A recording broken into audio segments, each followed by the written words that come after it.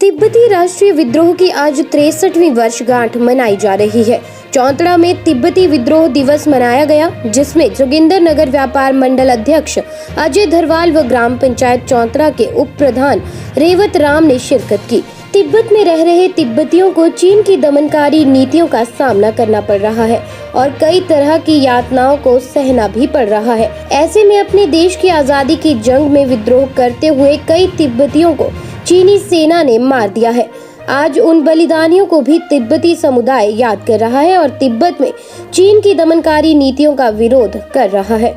60 से अधिक वर्षों के लिए तिब्बती स्वतंत्रता से वंचित होने और भय और असुरक्षा में रहने के बावजूद अपनी अद्वितीय तिब्बती पहचान और सांस्कृतिक मूल्य को बनाए रखने में सक्षम रहे हैं। तिब्बतियों की मांग है कि तिब्बत में मानवाधिकार, परम पावन की वापसी, 14वें दलाई लामा तिब्बत, चीन और तिब्बत को अहिंसा के रास्ते के माध्यम से इस मुद्दे को हल करने का एक तरीका खोजना चाहिए, जो बातचीत के माध्यम से है। लासा में बुनियादी ढांचे को सुधारने की कोशिश की है, जिसकी वजह से हजारों चीनी हान समुदाय के जो लोग हैं, हान लोगों को विस्थापित किया है और परिणाम स्वरूप तिब्बत की जनसंख्या में बदलाव आया है। वहां पर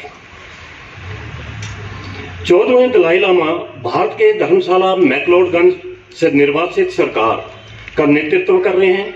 दलाई लामा पूर्ण स्वतंत्रता की बजाय तिब्बत के लिए और अधिक स्वायत्तता की वकालत कर रहे हैं, किंतु चीनी सरकार बात करने को राजी नहीं है। जो दलाई लामा जी अपील कर रहे हैं बार बार कि हमें अगर फ्री नहीं करना है तो कम से कम कुछ स्वायत्तता तो हमें चाइना की तिब्बत के बीच में दे दीजिए, लेकिन चाइना टच से मस नहीं हो रहा है। वो आपकी स्वायत्तता को भी मान नहीं रहा, आपसे बात करने के लिए राजी नहीं है, जिससे तिब्बत को समय समय पर अशांति का सामना करना पड़ता है, जिसमें कि आप बेचैन हो जाते हैं। जब दलाई लामा जी बात रखते हैं, पूरे वर्ल्ड नेशन के बीच में रखते हैं बात, तो वो भी लोग आपकी जब सहायता करने के लिए करते हैं, लेकिन चाइना जो है उस चीज को नहीं मानता है और जिसमें कि आपके अंदर एक मायूसी पैदा हो जाती है।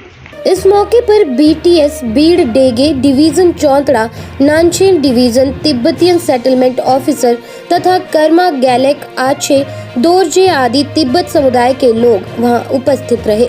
उसके लिए भी मैं सदैव आपका आभारी हूँ कि मुझे आप लोगों के बीच में आपके संदर्भ में अपने विचार रखने का आप अवसर प्रदान करते रहते हैं।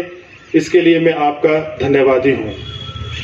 आज आप सभी जानते हैं और हमारे युवा वर्ग और युवा साथी यहाँ पर बैठे हैं कि लगभग 40 वर्षों तक जो है वो तिब्बत देश जो है वो आज़ाद रहा है।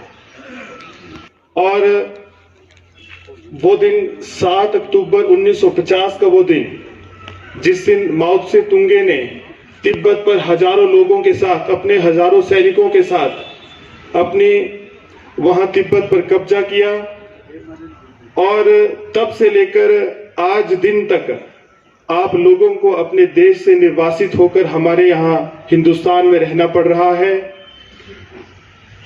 ये एक बड़ा ही एक दुखद विषय मैं समझता हूं कि पूरे देश के वासियों के लिए, हम भारतवासियों के लिए और पूरे विश्व के लिए है।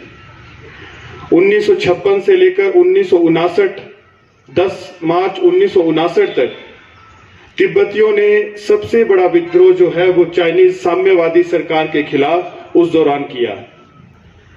इन वर्षों के दौरान ये सबसे बड़ा पहला तिब्बतियों के द्वारा साम्यवादी सरकार के खिलाफ किए जाने वाला विद्रोह था। और उस वक्त तिब्बतियों में इतना गुस्सा था कि ये विद्रोह दिवस जो है लगभग 2 से 3 वर्ष तक ये लगातार चला।